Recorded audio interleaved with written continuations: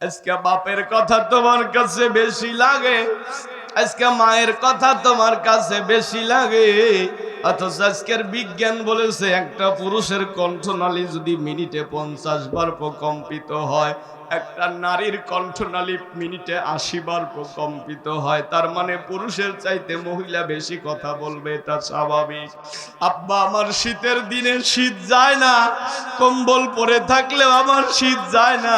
মাটির ঘরে তুমি কেমনে থাকবে বাবা? আমি কত দেখেছি ঈদের দিনে কত সন্তান ঈদের নামাজের পরে বাড়ির দিকে যায়, আর কত সন্তান ঈদের নামাজের পরে ঈদগাহ মাঠ থেকেই কবরস্থানের দিকে যায়। মায়ের কবরের পাশে দাঁড়ায় বলে, এ মা আমারে, আমি না ঈদের নামাজ পড়ে বাড়িতে যায় তোমার হাতের রান্না খেয়েছি মা। এবার আজকে আমি বাড়িতে যাই কার হাতের রান্না খাবো মা? আমারে আমি আর কার হাতের রান্না খাবো মা? কত সন্তান আছে আব্বার কবরের পাশে দাঁড়ায় বলে, আব্বারে আমি না ঈদগাহ মাঠ থেকে বাড়িতে যাওয়ার সময় তোমার হাত ধরে বাড়িতে গিয়েছিলাম বাবা। আব্বা আমি আজকে কার হাত ধরে বাড়ি যাবো বাপ? কার হাত ধরে আমি বাড়ি যাব? বাপ মা যদি চলে যায় বন্ধু, তখন মানুষেরা বুঝতে পারে। আমি সেদিনও ঢাকার গাজীপুরে মাহফিল করেছি, যুবকেরা হাও মাও করে কান্দে। সেদিনও সাভারে মাহফিল করেছি, শত শত যুবকেরা কান্দে আর বলে, হুজুর কর্মের তাগিদে আব্বা আম্মাকে রেখে চলে এসেছি, কিন্তু মনে বড় কষ্ট হয়। না জানি বুড়া বুড়ি বাপ মা আমার কি খেয়ে বেঁচে থাকে, কারণ বাড়িতে রান্না করার মতো মানুষও তো দিয়ে আসি নাই। কত সন্তান আছে ঈদের দিনও বাড়ি যেতে চায় না। ঈদের আগের রাত্রিতে মা বারবার ফোন দেয়, বেটারে অমুক না আসলো, তমুক না আসলো, তুমি কি আসবে না বাবা? ঈদের আগের রাত্রিতেও কত সন্তান ঢাকা থেকে বাড়ির দিকে যায়, বন্ধু ডেকে বলে, বন্ধু রে সকালবেলা না ঈদ, এখন তুমি বাড়ি যাও কেন? ডেকে বলে, বন্ধুরে তুই বুঝবি না, আমি যদি বাড়িতে না যাই আমার আব্বা আম্মার ঈদ হবে না। কারণ আমার আব্বা ঈদের মাঠে যেতেও কাঁদবে, আমার মা ঈদের দিন রান্না করা বাদ রেখে বসে থেকে কান্না করবে। পরের বছর ঈদের দিনেও বন্ধু বাড়ি যায় নাই। বন্ধু জিজ্ঞেস করে, বন্ধুরে গত বছর না ঈদের আগের রাত্রিতেও বাড়িতে গেল, আজকে ঈদের দিন বাড়ি যাও নাই কেন?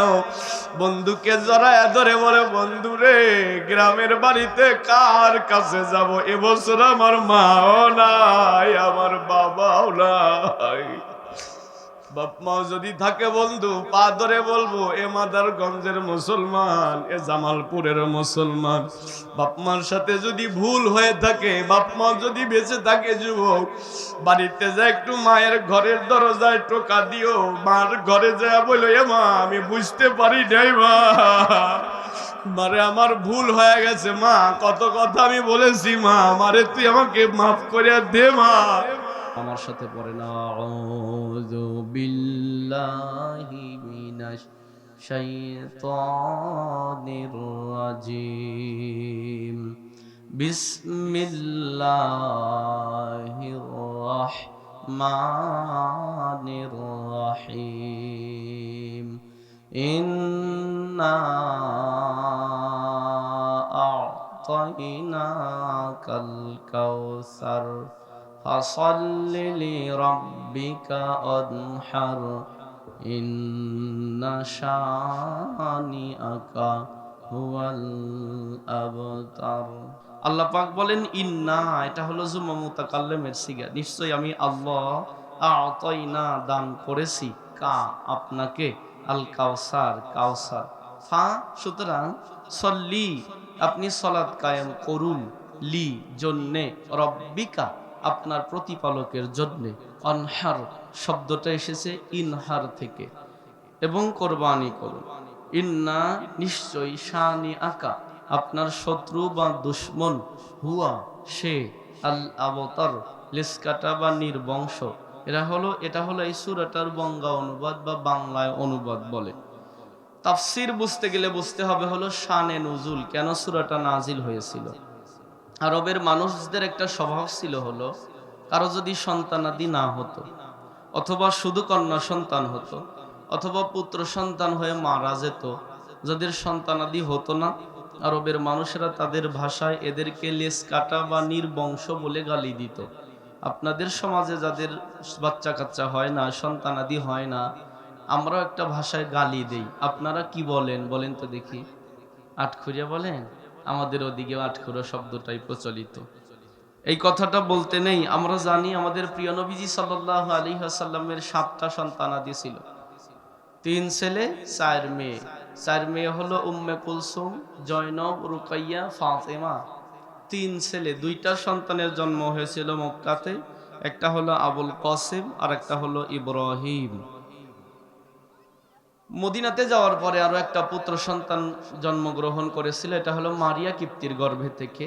আমরা মক্কার কথাগুলো শুনবো। মক্কাতে যখন সন্তানাদিগুলো জন্মগ্রহণ করে, মেয়েগুলো বেঁচে থাকে, ছেলেগুলো মারা যায়। কথা কি বুঝেছেন? তাহলে কি বলেছি বলেন? মাশাআল্লাহ, মেয়েগুলো বেঁচে থাকে, ছেলেগুলো মারা যায়। রাসূল আকরাম সাল্লাল্লাহু আলাইহি ওয়াসাল্লামের প্রথম পুত্র সন্তান আবুল কাসেম যখন মারা যায়, আল্লাহর হাবিব একেবারে ব্যথিত হৃদয় নিয়ে জীবন যাপন করতেছে। কেন? ছেলে মারা গেছে। আল্লাহ পাক তাকে সান্ত্বনা দেওয়ার জন্য আরো একটা পুত্র সন্তান দান করলেন। নবীজি তার নাম রাখলেন ইব্রাহিম। বলেন সুবহানাল্লাহ। আমাদের জাতির পিতার নাম, এটা কি মোল্লার কথা না আল্লাহর কথা?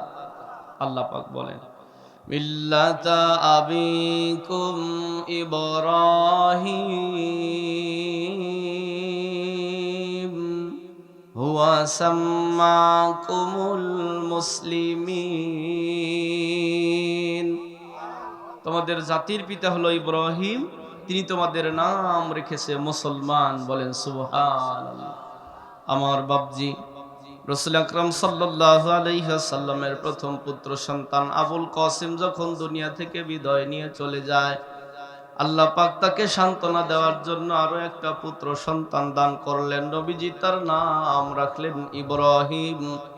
ইব্রাহিম যখন বাবার সাথে হাঁটা চলা শিখেছে, কথাবার্তা বলে, হাট বাজারে যায়, এমন বয়সে বাচ্চা কাচ্চার প্রতি, সন্তানাদির প্রতি ভালোবাসা বাড়ে না কমে? আরো আসতে বলেন, বাড়ে না কমে? ইব্রাহিমের প্রতি নবী পাকের ভালোবাসা যখন বেড়ে গেছে, আল্লাহ পাক ইব্রাহিমকেও ডাক দিয়ে নিয়ে গেল। যখন ইব্রাহিম পৃথিবী থেকে বিদায় নিয়ে চলে যায়, রাসূলুল্লাহ এত বেশি ব্যথা পেয়েছিলেন, চুপ করে কোথাও বসে থাকলেও রাসূল পাকের চোখ দিয়ে টপ টপ করে পানির ফোঁটা পড়ে দাড়ি মোবারক ভিজে যায়। সাহাবা একরাম জিজ্ঞেস করলেন, ইয়া রাসূলুল্লাহ, ইয়া হাবিবাল্লাহ, আপনি চুপ করে বসে থাকলেও আপনার চোখ দিয়ে পানির ফোঁটা পড়ে দাড়ি মোবারক ভিজে যায়, ওগো নবীজি কেন? নবী আমার ডেকে বলে, সাহাবীরা তোমরা কি জানো এই পৃথিবীর চাইতে ভারী একটা বোঝা আছে? সাহাবা একরাম বলে, না আমরা জানি না। ও সাহাবীরা তোমরা কি জানো আসমানের চাইতেও ভারী একটা বোঝা আছে? তোমরা কি জানো জমিনের চাইতেও ভারী একটা বোঝা আছে? সাহাবা একরাম বলে, নবীজি না আমরা জানি না। রাসূল ডেকে বলে, সাহাবীরা রে, আসমানের চাইতেও ভারী একটা বোঝা আছে, জমিনের চাইতেও ভারী একটা বোঝা আছে। ওই বোঝা হলো বাবার কাঁধে সন্তানের লাশ। আর এই বাড়ি বোঝাটা আমি একবার নয় 2 বার করে কবরস্থানে নিয়ে গেছি। আমি আমার ইব্রাহিমকে কবরস্থ করার পর থেকে আমার ইব্রাহিমের চেহারা ভুলতে পারিনি। এ কথা বলে আল্লাহর হাবিব ফোঁপায়া ফোঁপায়া কান্না করতেছে। সব সাহাবীরা চুপ হয়ে গেলেন, কথা বলার সাহস যেন কারো নাই। এমন অবস্থা যখন চলতেছে, এমন দুঃখের দিন যখন আল্লাহর হাবিবের চলছিল, আল্লাহর হাবিব একদিন কাবার প্রান্তরে আসতেছিলেন। পিছন থেকে আস ইবনে ওয়াসিল নামক একটা কাফের ডেকে বলে, মোহাম্মদ তুমি তো লেজ কাটা হয়ে গেলে, তোমার পরে তোমার ঘরে বাতি দেবে কে? তোমার পরে তোমার ধর্মের কথা বলবে কে? এমন ভাবে আল্লাহর হাবিবকে কথাগুলো বলেছে। রসুলে পাক এত বেশি ব্যথা পেয়ে ওই দিন কাবার চত্বরে বসে গেছে। আল্লাহর হাবিব বসার পর থেকেই চোখ দিয়ে টপ টপ করে পানির ফোঁটা পড়ে দাড়ি মোবারক ভিজে যাচ্ছে। সব সাহাবীরা নবী পাকের চেহারার দিকে তাকায় আছে, কথা বলার সাহস পাচ্ছে না। এমন সময় আনাস ইবনে মালিক রাদিয়াল্লাহু তাআলা আনহু নামক একজন সাহাবী দাঁড়িয়ে গেলেন। ডাক দিয়ে বলে, ইয়া রাসূলুল্লাহ, বেয়াদবি মাফ করবেন, এইভাবে কান্না করলে আমরা সহ্য করতে পারি না। নবী আমার ডেকে বলে, আনাস রে, আমি আমার পুত্র সন্তান হারিয়ে যে ব্যথা না পেয়েছি, তার চাইতে বেশি ব্যথা পেয়েছি আমি এই কাফেরের কথায়। মানুষের মনে দিও না আঘাত, সে আঘাত লাগিবে কাবার গায়। আল্লাহ বলেছে, ফালিয়া আবুদু রব্বা হাযাল বাইত, এ ঘরের মালিকের ইবাদত করো। এজন্য আমরা কাবা ঘরের দিকে মুখ করে কাবা ঘরের মালিকের ইবাদত করি। কিন্তু রসুল বলেছে, সাহাবীরা, একদিন কাবা ঘর থাকবে, কিন্তু কিয়ামত হয়ে যাবে, আর আসমানের নিচে জমিনের ওপরে একজন পরিষ্কার দিল কাবাওয়ালা একজন মানুষ আসমানের নিচে জমিনের ওপরে থাকা অবস্থায় আল্লাহ কিয়ামত দিবে না। তাহলে এ মানুষের দাম আছে না নাই? আরো আসতে বলেন, আছে না নাই? অথচ মানুষের সাথে খারাপ আচরণ করে, মানুষকে কষ্ট দিয়ে কাবা ধরে ক্ষমা চাইবেন, আল্লাহ ক্ষমা করবে না। রাসূল আমার কান্না করতে করতে মাথা নিচু করে দিলেন। দীর্ঘ সময় আল্লাহর হাবিব মাথা নিচু করে দিয়ে ফোপায়া ফোপায়া কান্না করতেছে। পুরো মজমাটা যেন পিন পয়েন্ট নীরব হয়ে গেল। সবাই মাথা নিচু করে দিয়ে কান্না করতেছে। দীর্ঘ সময় আল্লাহর হাবিব কান্না করার পরে হঠাৎ করে আল্লাহর হাবিব মাথাটা আস্তে করে উপরের দিকে উঠাইতেছে। সব সাহাবীরা নবী পাকের চেহারার দিকে তাকায়া দেখে আল্লাহর হাবিব মাথাটা আস্তে করে উপরের দিকে উঠাইতেছে। রাসূল পাকের চেহারার মধ্যে আর কান্নার ভাব নাই, আল্লাহর হাবিবের চেহারার মধ্যে মুস্কি মুস্কি হাসি দেখা যায়। আনাস ইবনে মালিক রাদিয়াল্লাহু তাআলা আনহু নামক সাহাবী আবারও দাঁড়িয়ে গেলেন, ডাক দিয়ে বললেন, ইয়া রাসূলুল্লাহ, বেয়াদবি মাফ করবেন। কিছুক্ষণ আগে আপনি কান্না করতে করতে মাথা নিচু করে দিলেন, এখন আবার মাথা উঠাইতেছেন, আপনার মুখের মধ্যে মুস্কি হাসি দেখা যায়। ওগো নবীজি, আপনি কান্না করলেন, এখন আবার হাসতেছেন, তার কারণ কি? নবী আমার ডেকে বলে, আনাস রে, আমি নবী, তুমি নবী নয়। আমি যা দেখি তুমি তা দেখো না। আমার কাছে এই মুহূর্তে জিবরাইল আমিন এসেছিল। আমার আল্লাহ রাব্বুল আলামিন আমাকে সূরা কাউসার দান করেছে। ইন্না আ'তাইনাকাল কাউসার, হে রাসূল, নিশ্চয় আমি আপনাকে দান করেছি কাউসার। নবী ডেকে বললেন, সাহাবীরা, তোমরা কি জানো কাউসার কি? সাহাবায়ে কেরাম বলে, না, আমরা জানি না। রাসূল বললেন, কাউসার হলো ফাইন্নাহু নাহরুন ফিল জান্নাহ, এটা হলো জান্নাতের ভিতরের একটা নহর। কিয়ামতের কঠিন ময়দানে সূর্য যখন মাথার আধা হাত উপরে চলে আসবে, সূর্য তার 12টা মুখ দিয়ে যখন তাপ দেয়া শুরু করবে, মানুষের মাথার মগজ গইলা নাক দিয়ে আর কান দিয়া বের হতে থাকবে। মানুষেরা চিৎকার করবে, পানি পানি, এক ফোঁটা পানি দাও, তৃষ্ণায় যেন কলিজা ফেটে যায়। আল্লাহর হাবিব বলে, ওই সময় আল্লাহ পাক আমাকে হাউজে কাউসার দান করবে। আর হাউজে কাউসারের এক পেয়ালা পানি যে ব্যক্তি একবার পান করতে পারবে, জান্নাতে যাওয়ার আগ পর্যন্ত তার আর কোনো পিপাসা লাগবে না। সাহাবায়ে কেরাম ডেকে বললেন, ইয়া রাসূলুল্লাহ, হাউজে কাউসার কি আল্লাহ পাক আপনাকেই শুধু দান করবে? রাসূল বললেন, হ্যাঁ। আপনি কি শুধু আপনার উম্মতকে পান করাবেন? নবীজি বললেন, হ্যাঁ। সাহাবায়ে কেরাম ডেকে বলে, ইয়া রাসূলুল্লাহ, কিয়ামতের ময়দানে সব নবী রাসূলের উম্মতেরা কি উঠবে না? রাসূল বললেন, হ্যাঁ, উঠবে। তাহলে তার ভিতর থেকে আপনি আপনার উম্মতদেরকে কেমনে চিনে বের করবেন? নবী আমার উদাহরণ দিতে গিয়ে বলে, সাহাবীরা, কালো মেষ পালের ভিতরে যদি সাদা রঙের মেষ থাকে, এটা বের করতে কি যন্ত্র লাগে? কালো ঘোড়ার পালের ভিতরে যদি শীত কপাইলে সাদা ঘোড়া থাকে, এটা বের করতে কি যন্ত্র লাগে? নবী বলেন, আমার উম্মত যারা হবে, এরা 5 ওয়াক্ত নামাজের আগে ওযু করবে। ওযুর সময় দেহের যে সকল অঙ্গ পানি দ্বারা ধৌত করবে, ওযুর পানি দেহের যে সকল অঙ্গে লাগবে, কিয়ামতের ময়দানে ওই সকল অঙ্গ থেকে আল্লাহ পাকের নূর চমকাতে থাকবে। এজন্যই তো হযরতে উমর ফারুক যখন ওযু করতেন, ওযুর পরে কালেমায়ে শাহাদাত পাঠ করা হলো মুস্তাহাব। হযরতে উমর ফারুক যখন ওযু করতেন, ওযুর পরে আকাশের দিকে হাত দুখানা উঠায় কালেমায়ে শাহাদাত পাঠ করতেন। কিন্তু ভেজা হাতটা না মোছার কারণে পানিগুলো গড়ায়া গড়ায়া তার দেহের ভিতরে প্রবেশ করত। সাহাবায়ে কেরাম ডেকে বললেন, আমিরাল মুমিনিন, একই কাজ আপনি একাধিক দিন করলেন, কারণ কি? ওমর ডেকে বলে, নবীর সাহাবীরা, তোমরা কি নবী পাকের জবান থেকে শোনো নাই, ওযুর পানি দেহের যে সকল অঙ্গে লাগবে, ওই সকল অঙ্গ থেকে কিয়ামতের ময়দানে আল্লাহ পাকের নূর চমকাতে থাকবে। আমি ওমর চাই আমার গোটা দেহ থেকে যেন কিয়ামতের ময়দানে আল্লাহর নূর চমকাতে থাকে। প্রশ্ন এবার জামালপুরবাসী, আমার কথা বুঝতে কি সমস্যা হচ্ছে? সমস্যা যদি না হয় তাহলে বলেন তো, রাসূলে পাকের কি মারা গেছে? ছেলে। আর আল্লাহ কি দান করতেছে? কাউসার। কাউসার কি? পানি, নহর। মারা গেছে ছেলে, আল্লাহ না হয় আরো একটা ছেলে দিয়ে সান্ত্বনা দিলেই তো পারতো, কিন্তু আল্লাহ তা না দিয়ে কাউসার দিয়ে সান্ত্বনা দেয়, রাসূল তাতেই খুশি হয়ে যায়। তার মানে বোঝা গেল আমার বোঝা আর রাসূল পাকের বোঝার মধ্যে পার্থক্য আছে। নবী ডেকে বলে, সাহাবীরা, কাউসার পেয়ে খুশি হওয়ার পেছনে কারণ ছিল 5টা। জোরে বলেন কয়টা? প্রথম নম্বর কারণ, আমার আল্লাহ পাক আমাকে ডেকে বললেন, হাবিব আমার, আপনি কেন কান্না করতেছেন? রব্বুল আলামিন আমার পুত্র সন্তানগুলো মারা গেল, তাহলে আমার পরে আমার ঘরে বাতি দেবে কে? আমার ধর্মের কথা কে বলবে? আল্লাহ পাক ডেকে বলে, হাবিব আমার, আমি আপনার 2টা পুত্র সন্তান কেড়ে নিয়েছি, বিনিময়ে আপনাকে কিয়ামত পর্যন্ত কোটি কোটি রূহানি সন্তান আমি আপনাকে দান করে দেব। 2টা পুত্র সন্তান বেঁচে থাকলে লাঠি ধরতো কয়টা? বলে 2টা। কতদিন? বলে বেঁচে থাকতো যে কয়দিন। আর কিয়ামত পর্যন্ত আপনাকে এমন কোটি কোটি রূহানি সন্তান দান করে দেব, আপনার এই উম্মতেরা আপনার জন্য কিয়ামত পর্যন্ত কেউ যদি আপনার বিরুদ্ধে কথা বলে, তারা তাদের বুকের তাজা রক্তখানিকে ঢেলে দিয়ে সেটার প্রতিবাদ করবে।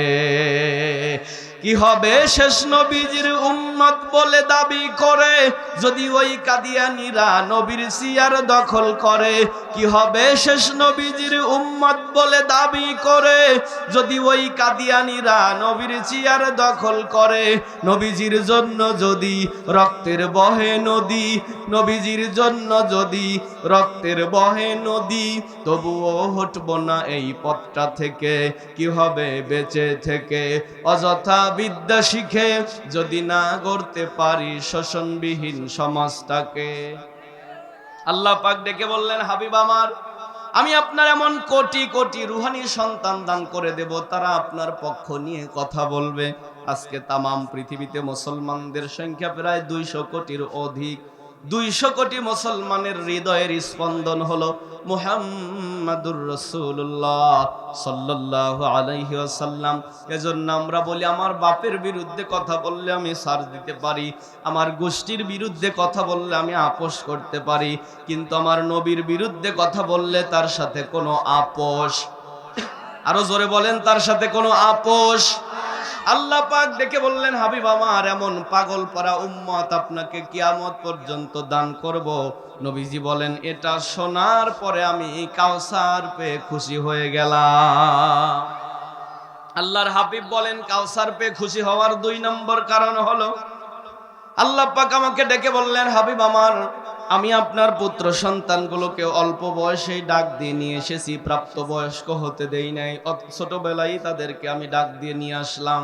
কেন নিয়ে আসলাম জানেন? কোরআনের অন্যত্র আল্লাহ পাক বলেন, মা কানা মুহাম্মাদুন আবা আহাদিম মির রিজালিকুম ওয়ালাকির রাসূলুল্লাহ।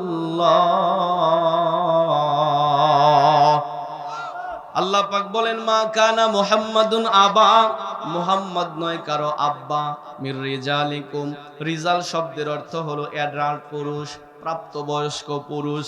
আল্লাহ পাক বলেন মুহাম্মদ কোনো প্রাপ্তবয়স্ক পুরুষের পিতা নয়, এ কারণে তার সন্তানগুলোকে আমি অল্প বয়সে ডাক দিয়ে নিয়ে আসলাম। কেন নবীজি আপনার ছেলেগুলোকে অল্প বয়সে ডাক দিয়ে নিয়ে এসেছি জানেন?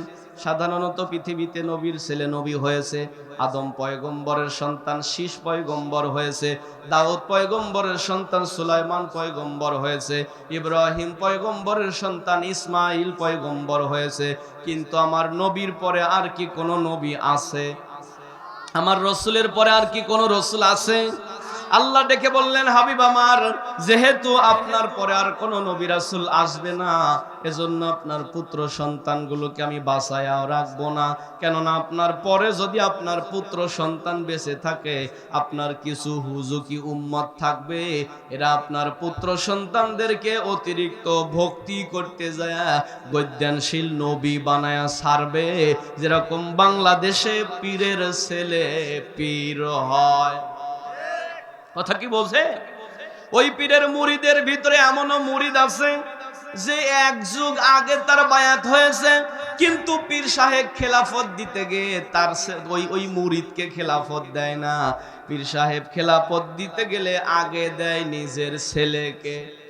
সে যদি বয়সে অল্প হয়, সে যদি শিক্ষাগত যোগ্যতা মাদ্রাসায় নাও থাকে, তারপরেও পীর সাহেব তাকে পীর বানায়া দেয়। কারণ পীর সাহেব জানে আমার পরে আমার এই রাজ্য চালাবে কে, ব্যবসা তো খারাপ না। পীর পূজা আর মাজার পূজায় দেশটা গেছে ভরিয়া, শিরিক বিদাত ভণ্ডামিতে দেশটা গেছে ভরিয়া। খাজার নামে মাজার গড়ে, খাজার নামে মাজার গড়ে দেখায় খাজার শান। ওরা শিক্ষিত শয়তান, ওরা শিক্ষিত শয়তান, ওরা শিক্ষিত শয়তান, ওরা শিক্ষিত শয়তান। ভুল বললেন? আপনি বলতে পারেন, হুজুর তাহলে কি আপনার পীরের বিরোধী? না বন্ধু, না। বাংলাদেশে এমন হক্কানি পীরও আছে যাদের দরবারে বেনামাজি গেছে নামাজি হয়ে বাড়িতেছে। বাংলাদেশে এমন অনেক হক্কানি দরবার আছে যাদের দরবারে আপনার দাড়ি ছাড়া লোক গেছে, দাড়ি রাখিয়া বাড়িতেছে। বাংলাদেশে এমন হক্কানি পীরও আছে যে খানকায় পীর ময়দানে বীর। বাংলাদেশে এমন হক্কানি পীরও আছে যাদের দরবারে সুদখোর ঘুষখোর গেছে, কিন্তু সুদ ঘুষ ছাড়িয়া দিয়া নামাজি হয়া আল্লাহর ওলি হয়ে গেছে। আবার বাংলাদেশে এমন অনেক ভণ্ডের দরবারও আছে যাদের দরবারে বিড়িখোর গেছে আর গাঁজাখোর হয়ে ফিরছে। একটা নেতে যেমন তেমন, দুইটা নেতে মজা, তিনটা নেতে বাবা হাজির নাজির, চারটা নেতে গাজা। ওরা মস্ত বড় খাজা, আছে না নাই? আমি ওদের কথা বলছি, ভুল বললাম? ওদের নামাজ লাগে না, ওদের রোজা লাগে না। ওরা বলে এক সেজদা দেব জান্নাতের মধ্যে যায় পড়ব। এক সেজদা যারা দিবে এরা জান্নাত পাড়ি দিয়া জাহান্নামের মধ্যে যায় পড়বে। ঠিক না আমার বন্ধুরা? আমি ওদের কথা বলছিলাম, ওদিকে আমি যাব না। রসুল বলেন, যখন আল্লাহ পাক আমাকে জানিয়ে দিলেন আমি আপনার ছোট্ট সন্তানগুলোকে কেড়ে নিলাম, ওগো নবীজি আপনি দুনিয়া থেকে বিদায় নেওয়ার আগে আপনার সব ছেলে মেয়ে মারা যাবে। কেন নবী জানেন? যেহেতু পরে যেন কোনো ফিতনা না হয়। শুধুমাত্র ফাতেমা বেঁচে থাকবে, কয়েক মাস পরে ফাতেমাও মারা যাবে। তাই হয়ে গেল। রসুল বলেন, এটা শোনার পরে আমি খুশি হয়ে গেলাম, কারণ আল্লাহ যা করে ভালোর জন্যই করে। আল্লাহর হাবিব বলেন, কাউসার পেয়ে খুশি হওয়ার পেছনে কারণ হলো 3 নাম্বার।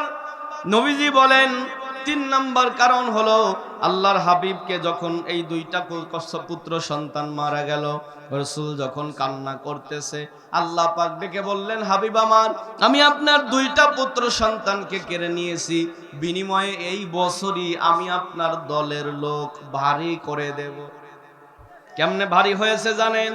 যেই বছর রাসূল তাওহীদ রিসালাত আখিরাতের দাওয়াত দেয়, ওই বছর তামাম পৃথিবী থেকে যত মানুষ হজ করতে গিয়েছিল, আবু জেহেল, আবু লাহাব, উতবা, শায়বা রাস্তার মোড়ে মোড়ে দাঁড়ায় বলতেছে, ভাই শোনো, হজ করতে চাও হজ করে বাড়ি চলে যাও, মক্কাতে কিন্তু নতুন একটা পাগল হয়েছে, ওই পাগলের কাছে যেন যায় না, ওই পাগলের চেহারা যেন দেখো না, ওই পাগলের কথা যেন শুনো না। পাগলের কাছে গেলে পাগল হয়ে যাবে, পাগলের চেহারা দেখলেও পাগল হয়ে যাবে, পাগলের কথা শুনলেও পাগল হয়ে যাবে। তোরা যাস না ও পাগলের কাছে। এমন ভাবে মানুষকে বুঝাইছে, অথচ মানুষের একটা স্বভাব হলো নিষেধ করা জিনিসের প্রতি মানুষের আগ্রহ আরো। মানুষেরা চিন্তা করলো জীবনে বহু পাগল দেখেছি, তবে পাগল দেখে যে মানুষ পাগল হয় এরকম পাগল তো জীবনেও দেখি নাই। এজন্য পাগল দেখার জন্য বাদ ভাঙা জোয়ার শুরু হয়ে গেছে, উপসে পড়া ভিড়। আবু জেহেল আবুল আহাব চিন্তা করে বললাম কি আর হইল কি, কাবার চত্বরে মানুষেরা ভিড় জমিয়েছে। আবু জেহেল আবুল আহাব বলতেছে পাগল দেখতে এসছো ভালো কথা, কানের ভিতরে আঙ্গুল দিয়া পাগল দেখো, কারণ ওই পাগলের কথা শুনলে কিন্তু পাগল হয়ে যাবে। মানুষেরা তাই করেছে, কানের ভিতরে আঙ্গুল দিয়া বলে তাহলে পাগল কোনটা? আবু জেহেল আবুল আহাব দেখা দেয় ওই যে কাবার সাথে হেলান দিয়ে বসে আছে যেটা। মানুষেরা বলে কোনটা? বলে ওই যে ওইটা। মানুষেরা বলে কোনটা? বলে ওই যে ওইটা। হ্যাঁ ওইটা। মানুষেরা তাকায় দেখে জীবনে বহু পাগল দেখেছিলাম, পাগলের মাথার মধ্যে জট, গায়ের মধ্যে চট, পাগল থাকে উস্কো খুস্কো নোংরা পোশাকে, কিন্তু ওরা যাকে পাগল বলতেছে মনে হয় আকাশের পূর্ণিমার চাঁদ যেন নিচে নেমে এসেছে। ওরা আরো কাছে যায়, আরো কাছে যায়, আরো কাছে যায়, শুধুমাত্র পাগল দেখার জন্য। আল্লাহু আকবার। ওরা যখন নবী পাকের কাছে চলে গেছে, রাসূল পাকের চেহারা দেখে ওরা মন্ত্রমুগ্ধ হয়ে গেছে, কান থেকে আঙ্গুল সরাইছে, দেখি তো পাগলটা কি বলে। ওই সময় আল্লাহর হাবিব তেলাওয়াত করতেছে আর রহমান। ওরা যখন নবী পাকের চেহারা দেখেই পাগল হয়ে গেছে, রাসূল পাকের তেলাওয়াত যখন ওদের কানের ভিতরে ঢুকেছে, ওরা আর দেরি করে নাই, সকলে হাতে হাত রেখে কালেমা পড়ে মুসলমান হয়ে যায়। ও তোরা দেখলে ছবি পাগল হবি, কাঁদবি বসে একা নিরালায়, যেই দেশে মোর নবীজি ঘুমায়। রাসূল বলে এটা শোনার পরে আমি কাউসার পেয়ে খুশি হয়ে গেলাম। আল্লাহর হাবিব বলেন কাউসার পেয়ে খুশি হওয়ার 4 নম্বর কারণ হলো, আল্লাহ পাক আমাকে ডেকে বললেন হাবিব আমার, কাউসারের মর্যাদা মানুষ দুনিয়াতে দিতে জানবে না, কারণ আমরা তো ওই বাঙালি দাঁত থাকতে দাঁতের মর্যাদা দেই না, আমরা তো ওই বাঙালি সময় থাকতে কথার দামও দেই না। আল্লাহ পাক ডেকে বললেন হাবিব আমার, কাউসারের মর্যাদা মানুষ দুনিয়াতে দিতে জানবে না, কাউসারের মর্যাদা বুঝবে কখন? হাসরের ময়দান কায়েম হয়ে যাবে যখন, তখন কাউসারের মর্যাদা বুঝতে পারবে। কিছু মানুষ একটা নেকির অভাবে জাহান্নামী হয়ে যাবে, আল্লাহ পাক ডেকে বলবে গোলাম দেখো তো তুমি একটা নেকি পুরা হাসরের মাঠ থেকে আনতে পারো কিনা। আল্লাহর হাবিব বলেন একটা নেকির জন্য মানুষেরা পুরা হাসরের মাঠ জুড়ে দৌড়ানো শুরু করবে। আল্লাহ পাক সিরিয়াল দিয়েছে, প্রথমে যাবে তার ভাইয়ের কাছে। কার কাছে? কেন ভাইয়ের কাছে যাবে? কারণ দুনিয়াতে দেখেছে আমি বৈধ করি আর অবৈধ করি, আমার ভাই আমার পক্ষের লাঠিটা ধরেছিল। আল্লাহ পাক বলেন ইয়াউমা ইয়াফিরুল মারউ মিন আখি ওয়া উম্মিহি ওয়া আবি। মানুষেরা প্রথমে ভাইয়ের কাছে যাবে, ডাক দিয়ে বলবে ভাই রে আজকে একটা নেকির অভাবে আমি জাহান্নামে যাইতেছি, ভাই একটা নেকি আমি চাই। আল্লাহর হাবিব বলেন, আল্লাহ পাক বলেছেন এফিররু। এফিররু শব্দের আমাদের সিরাজগঞ্জের ভাষা হলো খেসিয়া দৌড়, আমার শাহজাদপুরের ভাষা হলো জারিয়া দৌড়। তাও যদি না বোঝেন আমি ভালো করে বলি, এই যে সাপ দেখে আর বাঘ দেখে মানুষ যত জোরে দৌড় দেয়, এই দৌড়ের আরবি নাম হলো এফিররু। আল্লাহ পাক বলেন ভাই ভাইকে দেখে তার চাইতে জোরে দৌড়াবে শুধুমাত্র একটা নেকি দেওয়ার ভয়ে।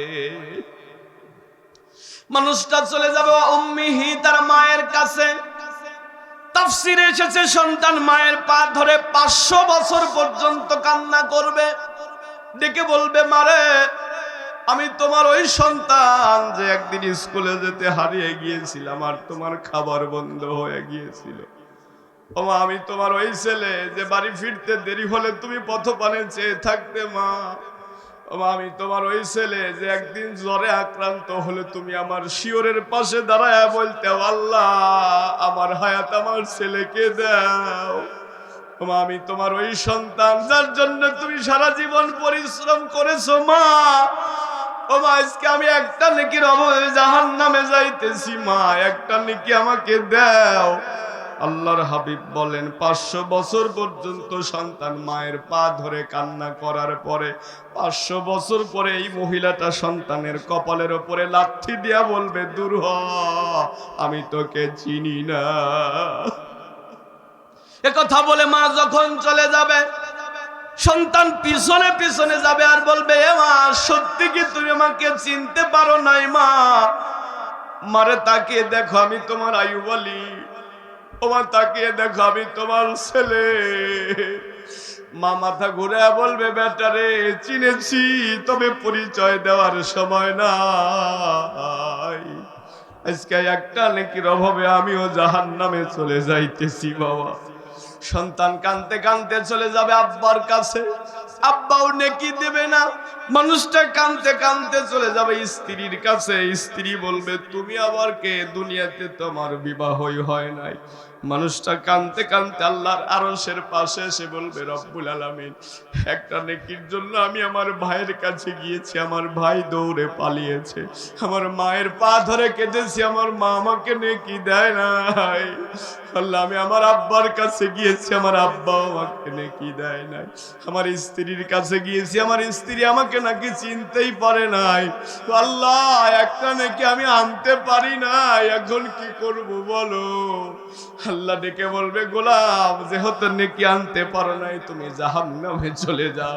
আল্লাহর হাবিব বলেন, জাহান্নামীকে যখন জাহান্নামের রশি লাগায়া টাইনা টাইনা জাহান্নামের দিকে নিয়ে যাওয়া হবে, এ মানুষটা বারবার হাসরের মাঠের দিকে ঘুরে তাকাবে, দেখি তো কেউ আমাকে চিনতে পারে কিনা, কেউ আমাকে চিনতে পারে কিনা।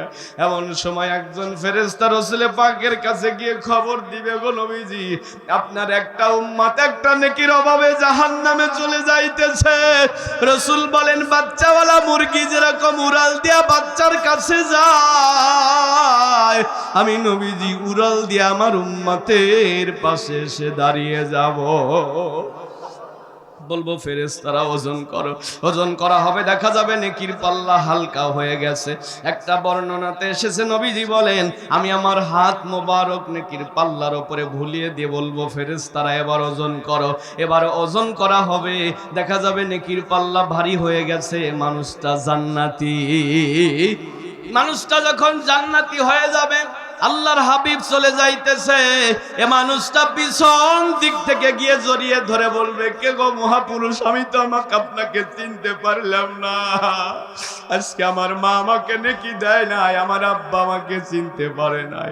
আমি সবার কাছ থেকে ফিরে জাহান্নামে যাচ্ছিলাম, আপনি কে? আমাকে এত বড় উপকার করলেন। রহমতের নবী আমার ঘুরে দাঁড়িয়ে উম্মতকে জড়িয়ে ধরে বলবে, উম্মত রে, আমি তোমার দয়ার নবী, রহমাতাল লিল আলামিন। যদি ছোট একটা পাখি হইতাম, যদি ডানা ওয়ালা পাখি হইতাম, একটা উড়াল দিয়া আমি মদিনায় যাইতাম। হায় রে, একটা উড়াল দিয়া আমি মদিনায় যাইতাম, এদিক সেদিক ঘুরে তাকাইতাম, মিলিয়া ডানা যেথায় পড়েছিল নবীর কদমখানা, চরণ ধুলি চুমু খেতাম, বুকের মাঝে জড়াইতাম, একটা উড়াল দিয়া আমি মদিনায় যাইতাম। আল্লাহ কবুল করো পড়ি আমি। খারাপ লাগতেছে আপনাদের? আর একটু বলবো? আল্লাহর হাবিব বলেন কাউসার পেয়ে খুশি হওয়ার 5 নম্বর কারণ হলো আল্লাহ পাক আমাকে ডেকে বললেন, হাবিব আমার, আমি আপনার 2টা পুত্র সন্তানকে কেড়ে নিয়েছি আর আপনি কান্না করতেছেন। ওগো নবীজি, 4 শ্রেণীর সন্তানাদের পিতামাতা যারা হবে এরা বিনা হিসাবে আল্লাহর জান্নাতে যাবে। কয় শ্রেণী? আরো জোরে, কয় শ্রেণী?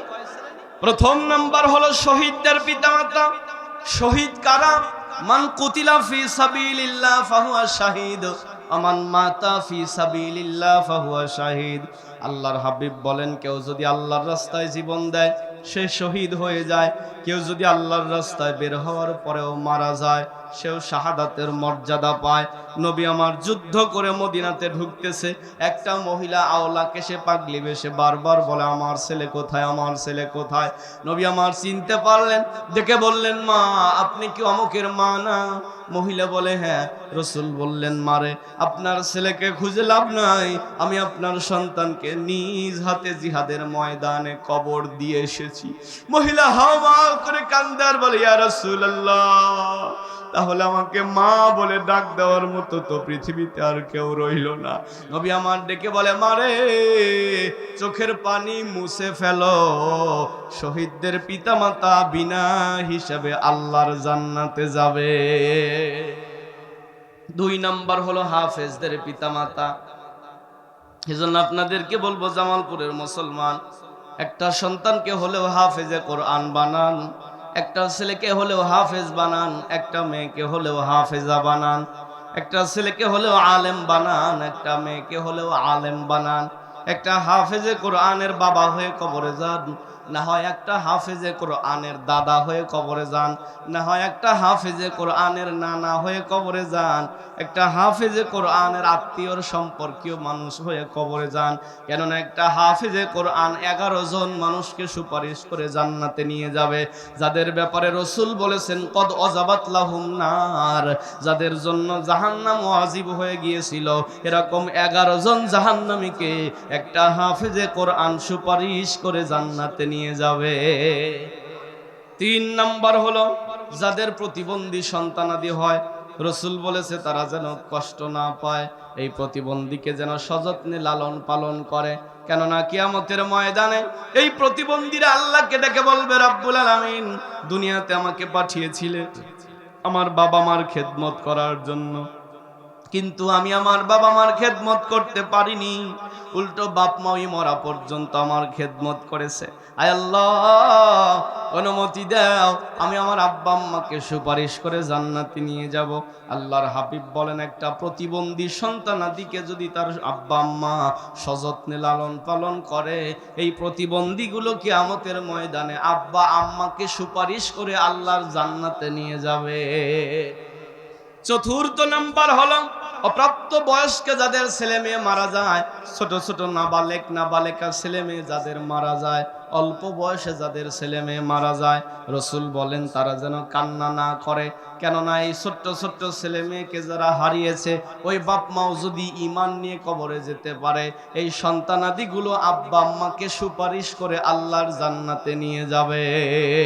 আল্লাহর হাবিব বলেন, যখন আমি শুনতে পেলাম ছোট্ট ছেলে মেয়েরা আব্বা আম্মাকে সুপারিশ করবে, এটা শোনার পরে আমি কাউসার পেয়ে খুশি হয়ে গেলাম। ইন্না আ'তাইনাকাল কাউসার, হে রাসূল, নিশ্চয় আমি আপনাকে দান করেছি কাউসার। এক আয়াত গেল, আয়াত যেন কয়টা? আর কি 2 আয়াত বলবো না মোনাজাত করে দেব? হ্যাঁ, আর একটু সামনে যাব না মোনাজাত করে দেব? বাবা আর একটু সামনে যাব? তাহলে আমার সাথে 2য় আয়াত আমার সাথে পড়েন, ফাসাল্লি লিরাব্বিকা আনহার। ফাসাল্লি লিরাব্বিকা, রবের জন্য সালাত কায়েম করো। তার মানে নামাজ পড়তে হবে কার জন্য? আরো জোরে বলেন, কার জন্য? আর আল্লাহর জন্য যদি নামাজ হয়, এ নামাজে সরাসরি আল্লাহকে পাওয়া যায়। হযরত মুসা নবী আল্লাহর সাথে কথা বলেছিল, জিজ্ঞেস করলো, আল্লাহ তুমি আমার সাথে কথা বলো আর কারোর সাথে কি কথা বলবে? আল্লাহ ডেকে বলে মুসা আমি কোথায় আর তুমি কোথায়? মুসা ডেকে বলে আল্লাহ আমি পাহাড়ের পাদদেশে, তুমি না হয় পাহাড়ের চূড়ায় হবে। আল্লাহ ডেকে বলে না মুসা না, তুমি পাহাড়ের পাদদেশে, আমি পাহাড়ের চূড়ায় নয়, বরং তুমি পাহাড়ের পাদদেশে, আমি সপ্তম আসমানের উপরে। তোমার আর আমার মাঝে ৭০,০০০ নূরের পর্দা আছে। সাতাতি উম্মতি, অচিরে এমন এক উম্মত আসবে, এরা যখন আমার সাথে কথা বলবে মাঝখানে কোনো পর্দাই থাকবে না। মুসা নবী জিজ্ঞেস করল আল্লাহ কারা তারা? আল্লাহ ডেকে বলল মুসা রে, আখিরি জামানার পয়গম্বরের উম্মত হবে যারা। এজন্য আল্লাহর হাবিব বলেন আমার কোন উম্মত যখন নামাজে দাঁড়িয়ে যায়, আল্লাহ মাথার মধ্যে হাত দিয়া বলে ফেরেশতারা আমার এই বান্দা কি করে? ফেরেশতারা বলে আল্লাহ তোমার বান্দাকে টিভি সিনেমার হলে ডাকতেছে, খেলার মাঠে ডাকতেছে, বন্ধুর আড্ডায় ডাকতেছে, সে কারো ডাকে সাড়া দেয় নাই, তোমার ঘরে এসে হাজিরা দিয়েছে।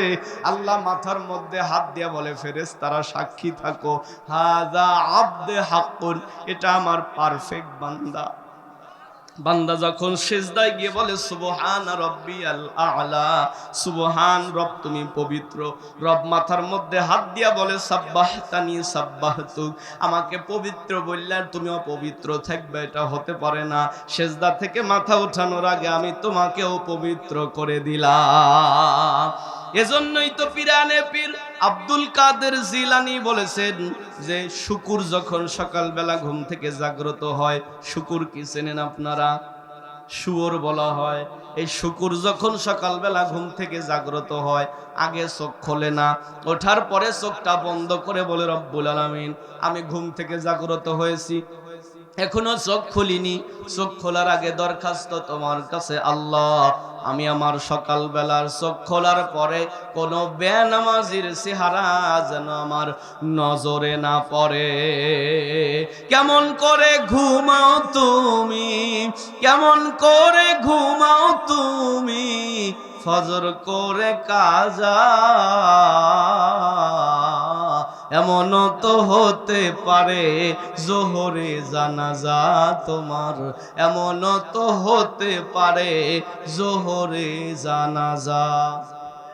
মুসলিম হয় না জন্ম নিলেই মুসলমানের ঘরে, কাফের মুমিন তফাত রে ভাই নামাজের উপরে রে ভাই, নামাজের উপরে। তাই নামাজ যেন এই জীবনে হয় না কবু কাজা, এমন তো হতে পারে জোহরে জানাজা তোমার, এমন তো হতে পারে জোহরে জানাজা। তাহলে নামাজ পড়ার দরকার আছে না নাই? এবার গেলাম ফাসল্লি লিরাব্বিকা, তারপরে কি? আরো জোরে বলেন। অনহার শব্দের অর্থ হলো কোরবানি করা। কি করা? এই কোরবানি মানে কোন কোরবানি? আমরা মনে করি যে গরু ভেড়া জব করা, কোরবানির ঈদের দিন গরু জব করা, ছাগল জবে করা, ভেড়া জব করা, উট দুম্ব জবে করা, না বন্ধু না। এই কোরবানি মানে ওই কোরবানিও আছে, কোরবানির ব্যাখ্যা এসেছে ৮ প্রকারের। জোরে বলেন কয় প্রকারের? প্রথম নাম্বার কোরবানি হলো পিতামাতার জন্য কোরবানি করা, তার মানে বাপ মাও ধরে জব করা লাগবে। হ্যাঁ, পিতামাতার জন্য কোরবানি মানে কি? পিতামাতার জন্য কোরবানি অর্থ হলো জীবনের স্থাবর অস্থাবর যা কিছু আছে সব কিছু দিয়ে হলেও বাপ মাওকে খুশি রাখা লাগবে। কেননা বাপ খুশি তো আল্লাহ খুশি, মা খুশি তো আল্লাহ খুশি। বাপ মার সাথে খারাপ আচরণ করবা আর তুমি কোরবানির ঈদের দিন গরু জব করে জান্নাতে যাওয়ার স্বপ্নে দেখবে, অতগুলো গুড় হাফ কেজি না। এখানে অনেক সন্তানের জামালপুরেরও আছে, ঢাকা শহরে বসবাস করে, স্ত্রী পুত্র সন্তানাদি নিয়ে শহরে থাকে, গ্রামে ফিরে হলো ওই ঈদে আর ঈদে, ঈদুল ফিতর আর ঈদুল আজহাতে, এই দুই ঈদে আইসে মাকে 2টা শাড়ি কিনে দেয়, অথচ এই 1 বছরে বউকে দিয়েছে 17 সেট। কথা কয় না? আর মাকে দিয়েছে 2 সেট। এই সন্তান আবার কোরবানির ঈদের দিনে সে 50,000 টাকা দিয়ে কোরবানি দেয়। তোর মায়ের গায়ে সেরা শাড়ি, তুই যে বড় গাধা, তুই কোরবানি দেওয়ার জন্য দিলি 50,000 টাকা চাঁদা। তোরে দেখা বনের পশু মুখ ঢাকে লজ্জায়, স্বর্গপুরে ছাই হবে রে মা বাবার বেদনা। কেন বন্ধু, কেন জানো? কেন আল্লাহ পাক আল্লাহর হকের পরেই মা বাবার কথা বললেন? কেন আল্লাহ নামাজের পরেই বাপ মার খেদমতের কথা বললেন? বাপ মাও তো এমন সম্পদ যারা দোয়া করলেও কবুল, বদদোয়া করলেও। হযরতে মুসা নবীর জামানায় মুসা নবী একটা দেশে গেছে, কিন্তু ফেরার পথে রাস্তা খুঁজে পায় না, যানবাহনও নাই। আল্লাহর কাছে দোয়া করে, রব্বুল আলামিন বাড়ি ফিরবো কিন্তু কোনো যানবাহনও নাই, রাস্তাও খুঁজে পাই না। আল্লাহ ডেকে বলে, মুসা রে, তোমার পাশে একটা নদী আছে, নদীর কিনারায় গিয়ে দেখো ছোট্ট একটা বাচ্চা বালি নিয়ে খেলা করে, ওই বাচ্চাটাকে বলো, বাচ্চাটা তোমার জন্য দোয়া করবে, ওই বাচ্চার দোয়া কবুল করে আমি তোমাকে বাড়ি পর্যন্ত পৌঁছায়া দেব। মুসা নবী নদীর কিনারে গেলেন, ছোট্ট বাচ্চাটাকে বললেন, বাবু তুমি আমার জন্য দোয়া করো। ছোট্ট বাচ্চাটা বালি ঝাড়ি দিয়ে বলে, রব্বে কারীম, জামানার পয়গম্বর মুসা এসেছে, বাড়ি ফিরে যাবে, রাস্তা খুঁজে পাচ্ছে না, আকাশের মেঘের ভেলা থেকে এক খণ্ড মেঘমালাকে নিচে নামায়া দাও, এর ওপরে মুসা নবীকে উঠায়া তার বাড়ি পর্যন্ত পৌঁছায়া দাও। দোয়া করার সাথে সাথে আকাশের মেঘের ভেলা নিচে নেমে এসেছে। মুসা নবী উঠলেন, বাড়ি পর্যন্ত গেলেন, যাওয়ার পরে বলে, রব্বুল আলামিন আমি বুঝলাম না, ছোট্ট একটা বাচ্চার দোয়ার বরকতে এত বড় উপকার তুমি আমারে কেমনে করলা? আল্লাহ ডেকে বলে, মুসা রে, এটা বাচ্চার দোয়া না, বরং বাচ্চার মায়ের দোয়া। আল্লাহ কেমনে? বলে, ওর মা একদিন অসুস্থ ছিল, বলেছে, বেটা রে, জানালার একটা পাল্লা চাপায়া দেওয়া, বাতাস লাগে, আমার কষ্ট হয়। সন্তান গেছে জানালার পাল্লা চাপা দিতে গিয়ে দেখে দুইটা পাল্লা, কোনটা চাপাবো, ডাইনটা নাকি বামটা? কোনটা চাপালে মায়ের কষ্ট হবে, কোনটা চাপালে মায়ের ভালো লাগবে? মায়ের কাছে ফিরে এসে দেখে অসুস্থ মা আমার ঘুমায়া গেছে, মাকে যদি ডাক দেয় আমার মায়ের বড় কষ্ট হবে। সন্তান জানালার দুইটা পাল্লা ধরে রাত ভর দাঁড়ায়া রয়েছে। গভীর রজনী মায়ের ঘুম ভেঙে গেল, ডেকে বলে, বেটা ওখানে কেন তুমি? বেটা বলে, মা তুমি না বলেছিলে জানালার একটা পাল্লা চাপা দিতে, কোনটা চাপাবো মা তা তো তুমি বলো নাই। জনম দুঃখিনী মা হাত তুলে দোয়া করে, আল্লাহ আমার ছেলে যে উপকার করেছে আমি বড় খুশি হয়ে গেছি। আল্লাহ তোমার কাছে দোয়া করে যায়, আমার সন্তান জীবনে যত দোয়া করবে আল্লাহ তুমি সব দোয়া কবুল করে নিও। আল্লাহ ডেকে বলে, মুসা রে, এটা বাচ্চার দোয়া না, বরং বাচ্চার মায়ের দোয়া। এই বাচ্চাটা যদি আকাশের সূর্য কেউ নিচে নামতে বলতো, আমি ওর মায়ের দোয়ার বরকতে আকাশের সূর্যকেও নিচে নামায়া দিতাম। মা কেন এত দামি জানে না সকলে, হায় হায় জানতো যদি দেখতো সবে কোরআন হাদিস খুলে। মকবুল হজের সওয়াব মেলে মাকে একবার দেখিলে, মা কেন এত দামি জানে না সকলে। তাহলে মায়ের হক আছে, বাপের হক কি নাই? এখন বাপের হকের ব্যাপারে 10টা মিনিট কথা বলবো, আপনারা কি থাকবেন না চলে যাবেন? কষ্ট হচ্ছে কি আপনাদের? বাপের হক কত বেশি আমার দিকে তাকান, ভালো করে বুঝতে পারবেন। বাপের হক তো এত বেশি, বাপ যদি সন্তানের ভালোর জন্য বলে, বেটা গোটা দুনিয়া ছেড়ে দিতে হবে, বাপের কথায় গোটা দুনিয়া ছেড়ে দেওয়া লাগবে, বাপকে ছাড়া যাবে না। কেন বন্ধু জানো? হযরত ইব্রাহিম পয়গম্বর বসবাস করতেন ফিলিস্তিনে, তার ছেলে ইসমাইলকে বনবাস দিয়েছিল হলো কাবার চত্বরে মক্কাতে। মক্কার এরিয়াতেই ইসমাইল বড় হয়েছে, মক্কার মানুষরা ইসমাইলকে বিবাহ করায়া দিছে। ইসমাইল বাসর ঘরে বউ নিয়ে এসে কান্না করতেছে। স্ত্রী জিজ্ঞেস করলো, কাঁদো কেন? বলে, আমি বিবাহ করেছি, আমার আব্বা যে দেখে নাই। সকালবেলা চিঠি লিখেছে, আব্বা যান আপনি এসে আপনার পুত্রবধূ দেখে দোয়া দিয়া যান।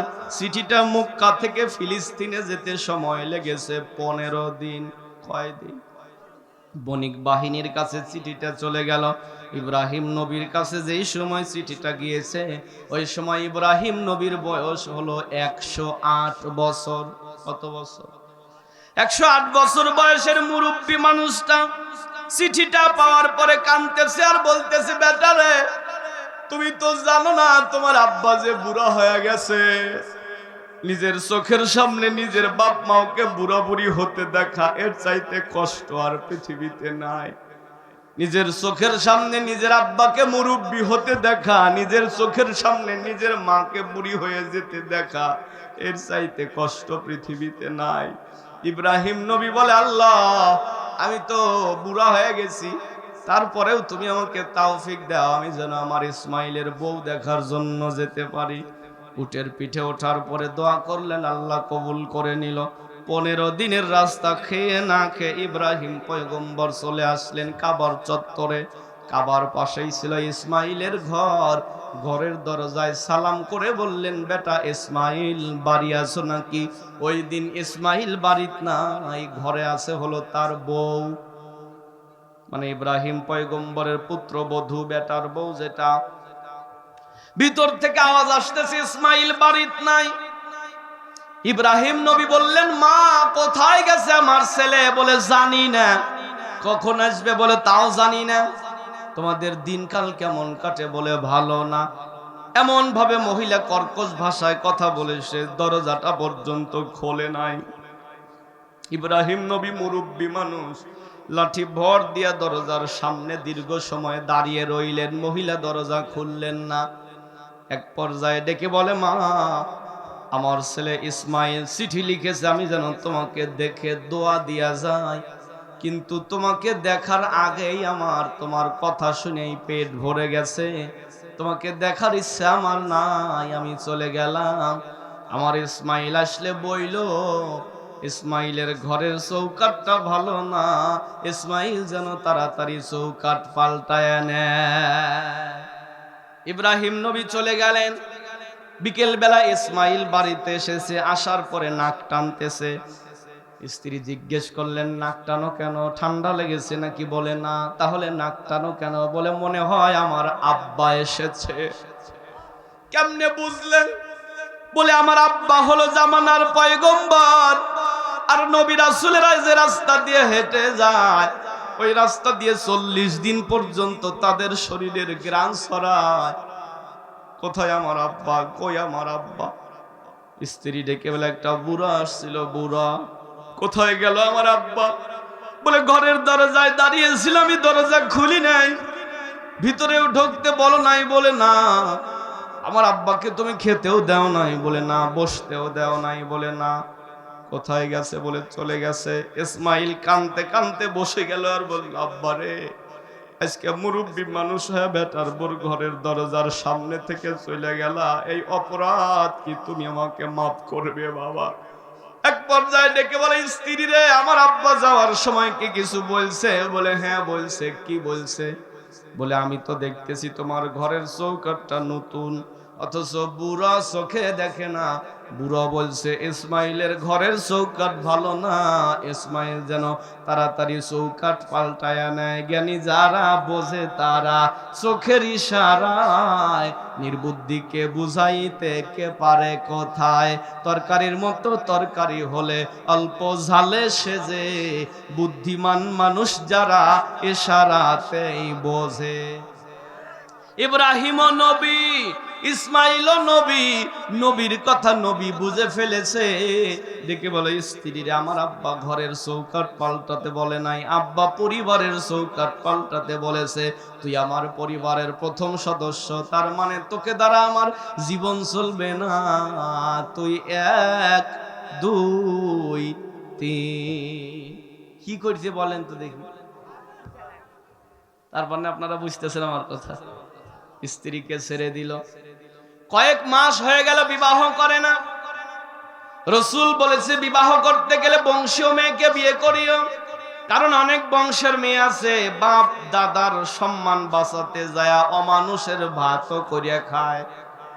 কারণ চিন্তা করে, আমার স্বামীকে নিয়ে যদি বিচার করা লাগে, আমার বাপের মান যাবে, আমার আব্বা দাদার মান যাবে।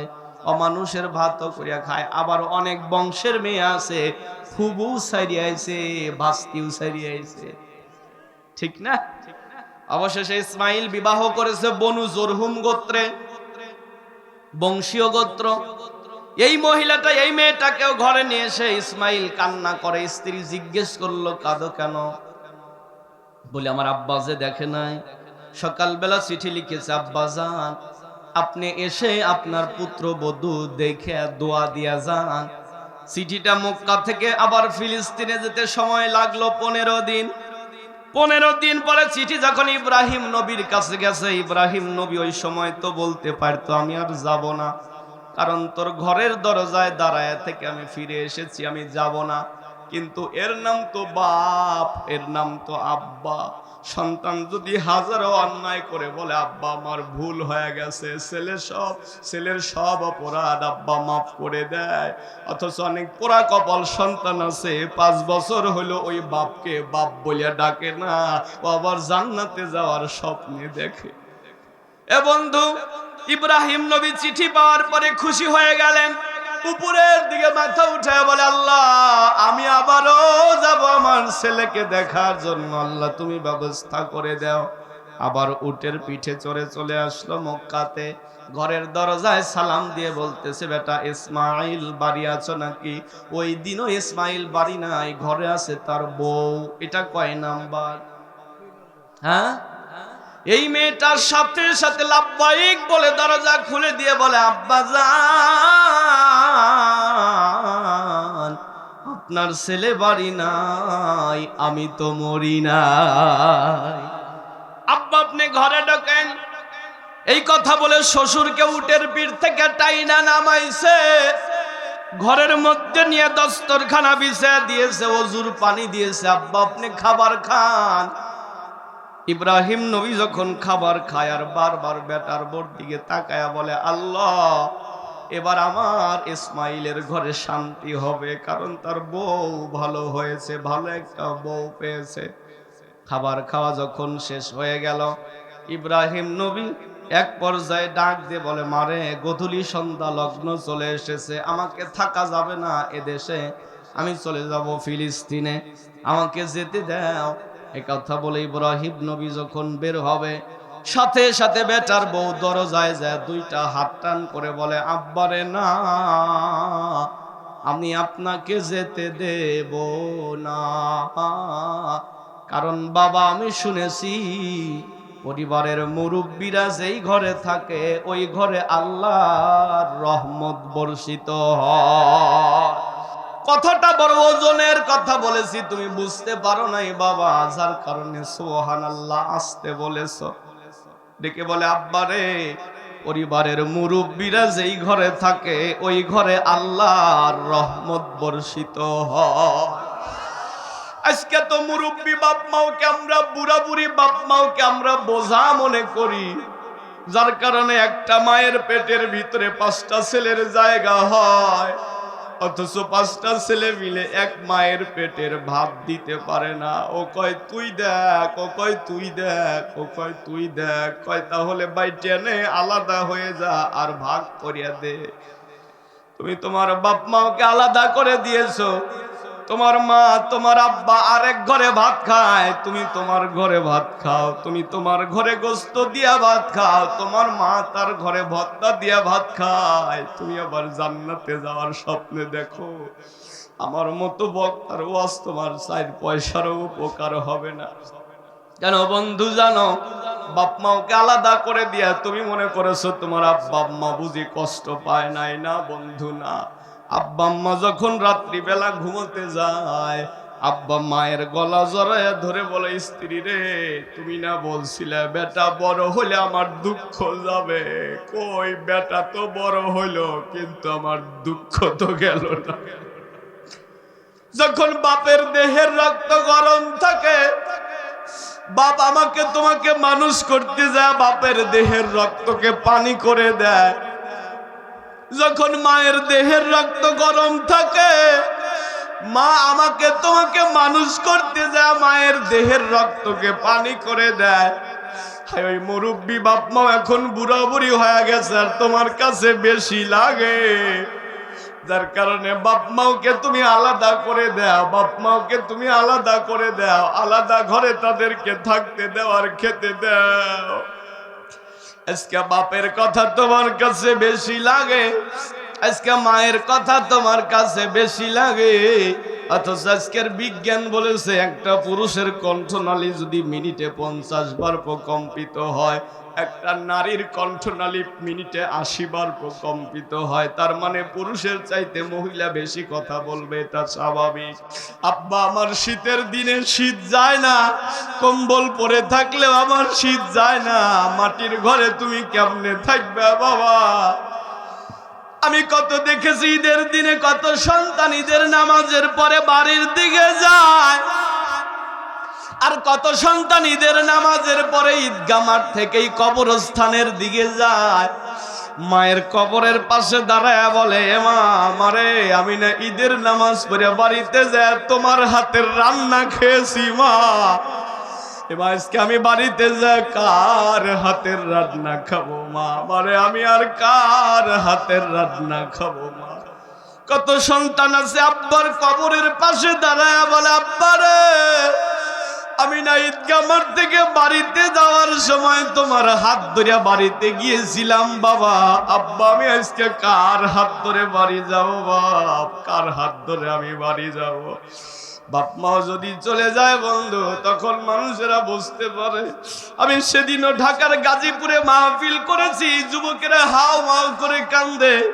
সেদিনও সাভারে মাহফিল করেছি, শত শত যুবকেরা কান্দে আর বলে, হুজুর কর্মের তাগিদে আব্বা আম্মাকে রেখে চলে এসেছি, কিন্তু মনে বড় কষ্ট হয়, না জানি বুড়া বুড়ি বাপ মা আমার কি খেয়ে বেঁচে থাকে, কারণ বাড়িতে রান্না করার মতো মানুষও তো দিয়ে আসি নাই। কত সন্তান আছে ঈদের দিনও বাড়ি যেতে চায় না, ঈদের আগের রাত্রিতে মা বারবার ফোন দেয়, বেটারে অমুক না আসলো, তমুক না আসলো, তুমি কি আসবে না বাবা? ঈদের আগের রাত্রিতেও কত সন্তান ঢাকা থেকে বাড়ির দিকে যায়, বন্ধু ডেকে বলে, বন্ধু রে সকালবেলা না ঈদ, এখন তুমি বাড়ি যাও কেন?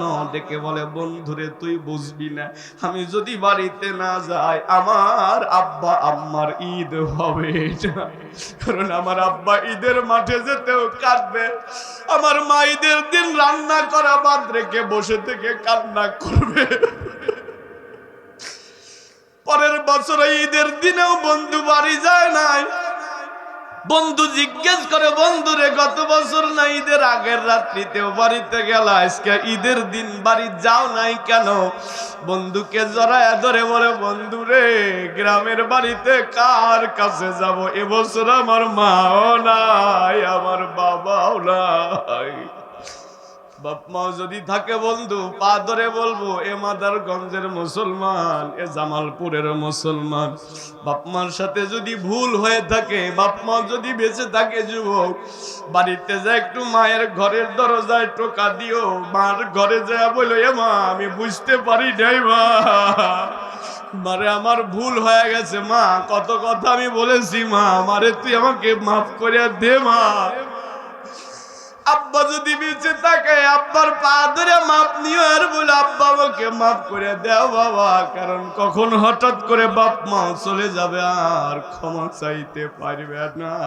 আর বাপ মার কাছ থেকে যদি দোয়া নিতে পারো, আশরাফ আলী থানভী রহমাতুল্লাহ আলাইহি বলেন, আব্বা আম্মার খেদমত করলে আল্লাহ দুনিয়াতেই তাকে 5টা পুরস্কার দেয়।